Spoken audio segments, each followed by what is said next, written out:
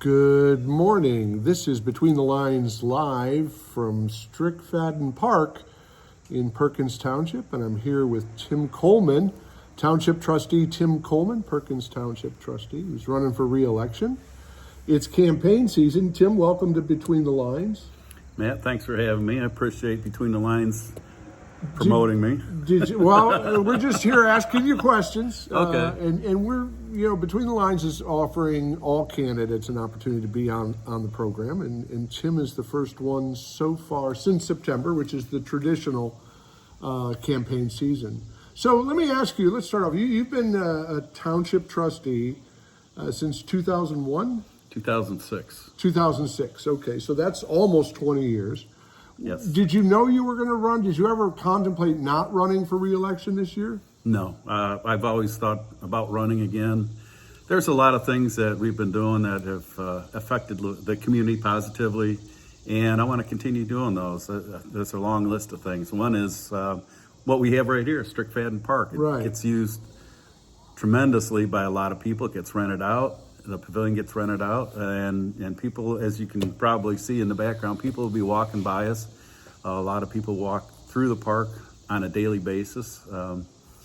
And this was a property the township acquired before you were trustee, but you and the township board developed the property as it looks today. Do you recall what kind of developments you put in here? We wanted to make it community friendly. So part of it was the ball diamonds that Spear Brothers helped build. They volunteered some of their equipment and time. And that was probably the first cornerstone piece. The rest has been park equipment, upgrades, the gazebo, like you can see behind in the background. us. Yep. And this facility here was an effort to have a home place where people can gather and we can have community events. And we have a number of community events throughout the year, including around Christmas time. We have a community event and community days in the summer. Just all different kinds of events that we've been able to have here to bring our community together and to have that feel of belonging. Of a Perkins community. Perkins community. And we have, because it's a focal point that a lot of people enjoy, a lot of people will rent out this facility that are not Perkins Township people, but the comments and feedback we get back is tremendous. What we've been able to do here and what families and groups have been able to do here has been a positive effect on our region, and not just Perkins Township, but primarily what we focused on when we were putting this together was Perkins Township residents. And you're in a three-way race this fall between your fellow township trustee Jim Lang and former fiscal officer Lisa Crisiamano. There's two seats open, yours and Mr. Lang's, and three people running. Correct. So how do you feel? Were you surprised that there was a third candidate? You feel good about? Have you faced opponents before? Every race except for my last one, I've faced opponents. Which was your favorite race? the last one. Where I had no opponents. But the good thing about having opponents is you have to formalize your thoughts and what you've done in the past, what you look to do in the future, and hear what other people are saying, because that discussion is needed. We need to hear what other people are thinking, saying, or doing, and I think it's good for the community. Well, let's get right to that and get this first issue out of the way. Lisa Crisiamano has claimed that the trustees were outsmarted in the Aligned Data Centers tax abatement agreement. She claims that it was a giveaway, that you didn't have to do it, and you hurt township taxpayers by agreeing to that. Just briefly, Aligned Data Systems is building at the former New Departure KBI site. And why don't you explain, is she right? Let me ask it that way. Is she right? No, simply no. I don't know where she got her numbers from, but the numbers that we've gotten is from the county auditor's office. And what it shows is the property was originally valued at $6 million. They were paying taxes on that $6 million. Once the property was bought the assessment came in that it would be worth $22 to $24 million. So they're paying the full tax on that amount. What the tax incentive financing does, it's not an abatement, it's tax incentive financing. What that does, that takes the amount of future growth in that tax and it splits it 70% to the developing business, which is Aligned Data Centers, and then the other 30% gets split between Perkins Township and Perkins School Systems. So the dollar amount over a period of 30 years is about $68 million. And what the township will gain over time is over $5 million in tax revenue. And that's just on the value of the property as it stands. Once the buildings are completed, the county auditor will reassess everything, and then the taxes will, after 30 years, the taxes will be 100% paid to the community and those that are receiving the funding.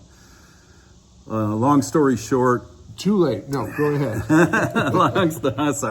Long story short is the end result is a benefit to the community. The unions and all those trades that are working in there, so far they've worked over 200,000 hours. And, you know, they're not quite halfway done, maybe a little halfway done, somewhere around there. Halfway done with the entire project or? With the first building project. And you multiply that out, and that's $10 million just in wages alone to the community. So I think that's a big boon to the families and to the businesses that are supplying the concrete, the steel, the cranes, those people that are supplying materials to that facility in the local area. They're benefiting from that project. And this is only the first phase. So, you know, we've got 3 more to go for a total of 4.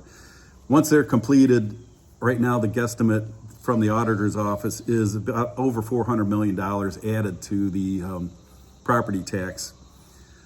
What that means is over time, the $575 million property tax right now, property value, I mean, right now, the taxes will be reduced on everybody across the board. So the effective rate of a 5 mil levy will probably be down to 2.5, 3. Because of the added 40% of property value. So you're saying she's got it exactly wrong? Well, I can let her speak for herself, but in my opinion, I think she's not using the facts that are available to see what's actually going on with that property. Okay. Is there anything else you want to say about that issue? I just like to thank Aligned Data Centers for participating in the schools. They're working with the local schools for STEM training with the kids. They're bringing them in to see what they're actually doing, and you know, it's giving them an appetite, giving the kids an appetite of what they can do, what's possible in the future. The artificial intelligence is really booming right now. And we're glad to be part of that. I understand they may also be doing cloud service too, but that's up to that business. But I think for this area, it's something that hadn't been thought of. And when they found the facility, I think it's going to be a win-win for everybody in the community. Very good. And what else do you have left when you look at the next 4 years? What is it that you want to accomplish as a township trustee? Well, one of the things that we're working on right now is a new fire station. We're close to groundbreaking on that. That's something that's been in the works. One of the firefighters had told me over 30 years ago they were talking about a new fire station. So I think things have come together at this point that we can build that new fire station. We've done studies on location, and we've done our work to try to reduce the cost. We've reduced almost $2 million from the original estimates, with the help of our general contractor and subcontractors. And I think when the location is finished, it's going to be on Woodlawn, next, close to the Armory. We'll be able to close the other 2 fire stations, sell them off. We already have a potential buyer for one of them, the one on Campbell Street. The one on Route 250, the auditor's value is almost $3 million. So hopefully when we sell that, we can get as much of that as possible. And that'll help offset the building of the new fire station. How much do you anticipate the new fire station to cost? Right now, it's $10 million. So, and we've been able to borrow money at almost 4%, just over 4% rate, which at the time was one of the lowest you could find. And so we're excited about that. I think we'd be able to pay that off in 15 years. We signed a contract with the loan company that if we pay it off earlier, we won't get penalized like some loans would penalize you. So we're trying to be smart with that money. Some of the other things that we're doing is we're continuing our Safe Routes to School program.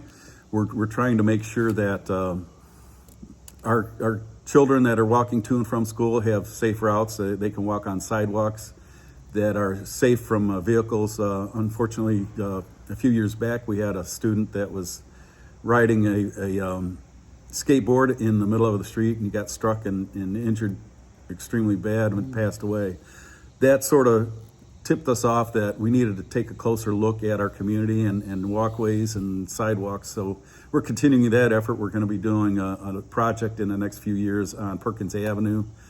And that'll extend from where the city's putting their sidewalks in, and that'll extend east towards Fairview Lanes area. So we're continuing that effort. That's one of the things that, safety-wise, we continue to look at. We want our residents to be safe, and sidewalks is one way of doing it, so they can travel out of the traffic lane. Some of the other things that I want to continue to do is police and fire, those safety forces. Our community has graciously supported us in the past. Our fire levy passed by almost 78%, fire EMS levy, the last time it was on the books. And our police levy also passed by over 70%. It was almost 73%. So the community supports what we're doing with the safety forces, and I really appreciate their support for our folks in blue and in red, and they're protecting us day and night. We also have school resource officers in the Perkins schools, and we're looking to add a second one. We're working on that right now, in conjunction with the schools. They've agreed to it, so we want to keep the kids safe in schools, and what that does, that opens up lines of communication with youngsters and helps prevent some of those issues from boiling over and becoming tragic situations like we see in a lot of other schools. We've been upgrading all our roads too. We have a levy for that, and we've been able to really upgrade roads in a lot of development, a lot of residential areas and developments. We've been able to do that. We've hired an engineer to review our roads on a semi-annual basis, or a biannual basis, and he gives us a readout of what the roads look like and what treatments he would recommend. So how would you say you're doing road-wise? With the funds that we've been able to receive, well, I think we've been doing an excellent job. A lot of the neighborhoods you can drive down and you see the curb appeal looks really, really nice. Mm-hmm. And I think the long range plan is to keep doing that. We have a plan that we come in a year or so afterwards and do some preventive maintenance work, just to extend the life of the pavement rather than having to go in and tear up a road again. You extend the life of a pavement. Every treatment you do usually extends the life of the pavement about 7 years. So you can do 2 to 3 of those treatments before you have to do major reconstruction. And I know there's areas that I hear people that I know are living in that they think their road is the worst, and I try to explain to them the situation that we're in and the evaluation that we do. And most of the time they're appreciative that we're looking hard at the money and trying to extend the life of the pavement, but they want their road done. Yeah, of course, mine first. And what is generally, what kind of feedback do you get from residents? I mean, do you hear from them often? How do residents reach out to a trustee? How do you hear from them the most? That's hard to say. Probably through our departments. They get a question about something, and our department heads will let us know what's going on or what the question is, if we need to address it. That's probably the prime way that people contact us. Sometimes I get phone calls, sometimes I get emails, and so I'd say primarily we get contacted through each department, whether it's a zoning issue, whether it's a building issue, whether it's a road issue. A lot of those types of things just come through organically through the each department. And if you look back, in 2006, 2007, you were a brand new trustee. To 20 years later now, you've got 20 years experience.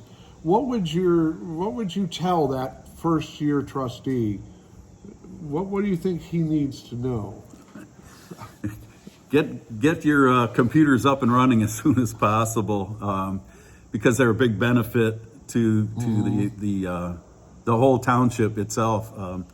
We had only one computer, which was through the auditor's office, used for our keeping track of our funds and monies and things like that.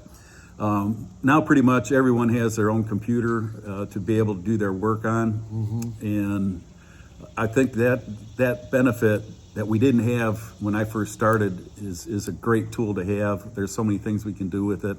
We didn't have email. I had to use my own personal email when I first started, and now we have an email system. I didn't have the ability to see a website. That was the first thing I ran on, and we got a website up and running now. It's professionally operated, and we're able to do some upgrades on that. So those types of things where we can get information out to the community, I think, are critical.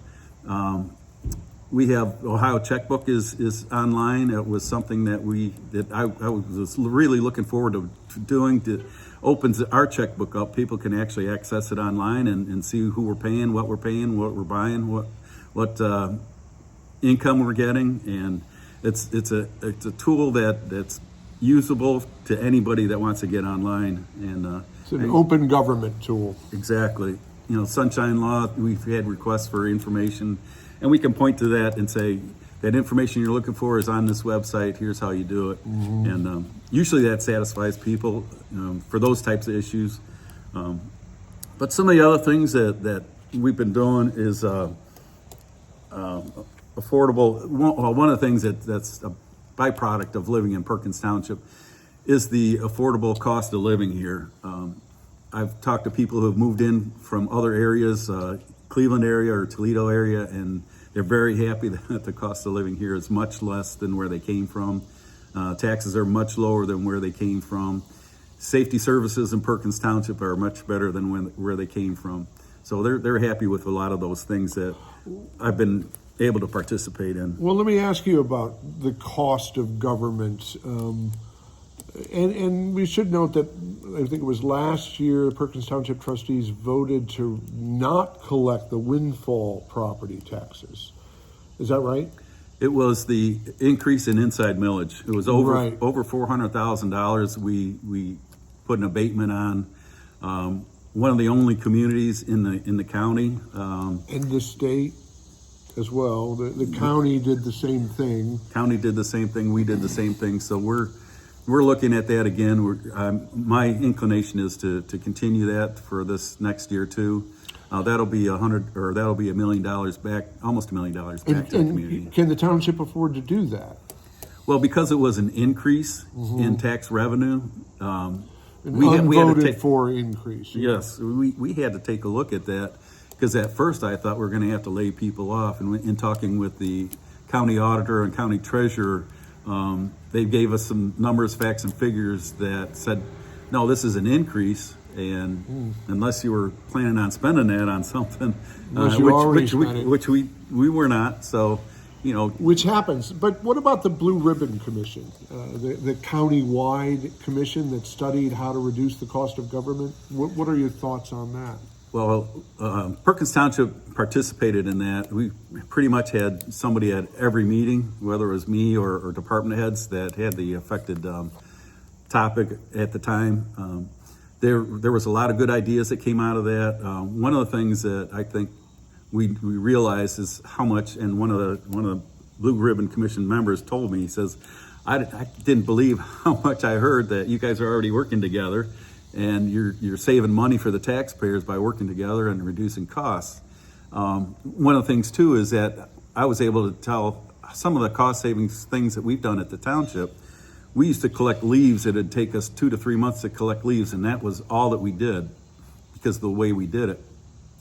We bought a machine about 10 years ago or so. It's a one-man machine that can pick up the leaves. As long as you pile your leaves by the curb, we'll go by and pick them up. It takes one man to do that. Before, it would take probably 8 to 12, depending on how many people we had at the time. For leaves. Just for leaves alone, and we couldn't get other things done.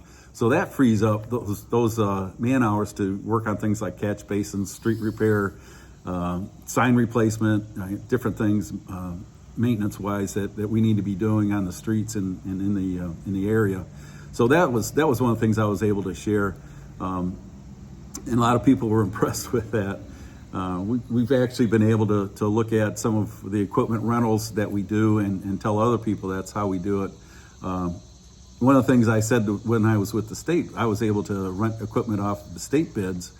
Rather than buying a piece of equipment for $200,000, you could rent it for maybe $5,000 for a month, and you didn't have to have that expense of maintaining that piece of equipment or buying that equipment. So you save taxpayers money that way by just leasing or renting equipment rather than doing the purchase. So you support the Blue Ribbon Commission, and where does it go from here? Well, we're looking at some of the recommendations. One of them is the insurance recommendation. We have to take a look at that as long as it's going to benefit our residents and our employees. And there's some good ideas came out of there. Coming together and looking at having one big, large number of people in one insurance Cool. consortium. So the conversation continues with the Blue Ribbon Commission. Definitely. And Tim, we got to finish up. I want to thank you for being on Between the Lines. This is Between the Lines, brought to you by the Erie County Health Department, working today for a healthier tomorrow, the Erie County Health Department. What do voters need to know? Why don't you finish it up with a closing appeal why voters should vote for Tim Coleman in November 2025? I think you should vote for me because of my experience, my vast experience in not only working as a Perkins Township trustee, but prior to that, when I was with the State of Ohio Department of Transportation, my job was very similar to what I'm doing here, working with local elected officials, state officials, federal officials to get the job done, whether it's on the safety matters of police and fire, school safety, street safety, just to make sure that we're continuing to work on those and make sure that we're doing the right thing with the money that's given to us by hardworking taxpayers. And I want to make sure I continue the work that I promised to do when I first ran, and I want to continue to work for you. Thank you very much. Very good. Thank you. Tim Coleman, candidate for Township Trustee in Perkins Township this fall. Be sure to register to vote, and be sure to vote on November 4th, 2025. Early voting starts early, so we'll get back to you on that. A month earlier than that, yes. Very good. Tim, thank you for being on Between the Lines. Matt, thanks for having me. I appreciate being here. You're welcome.